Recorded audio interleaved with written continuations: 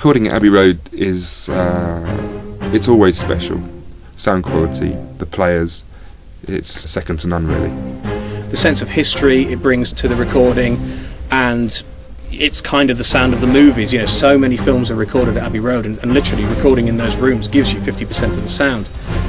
Matt's score for Dead to Rights is quite aggressive, very modern, and has a slightly urban feel, and I think it will reflect the aggressive and very modern feel that the game has. It's got this slightly oppressive feel to it, this sort of dark, almost film noir emotion coming through from the score. What I wanted to achieve with the music of Dead to Rights is to create a score that was dark, aggressive and modern.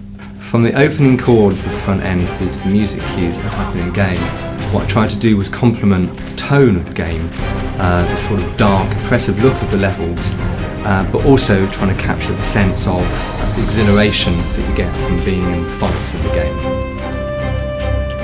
I would start the music composition on the piano to get the overall melodic structure. Once I got that, play that to the team, get some feedback. I would then add guitar, bass, synths, some strings and some brass.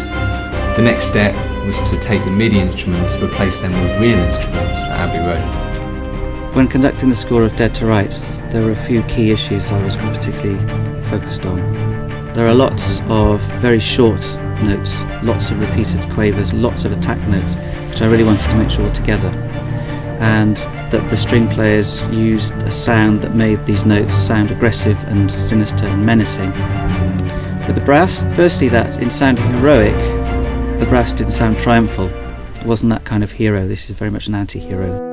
The second issue was with the French horns, lots of low notes, which are very difficult to produce live, over and over again in a recording session situation. So I was particularly keen that the articulation of the low horns was accurate and together and clean and in tune. Here, you point it in that direction, and you pull this to make it go bang. Feel free to point it at a bad guy, if you ever end up facing one.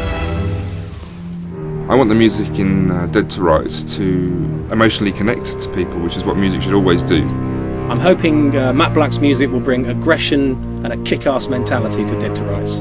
We arrest people, we bring them in, and we question them. This is your goddamn mess, not mine. Frank, wait! You clean this up. We've got a trail that's getting cold. Frank! Frank! Damn it!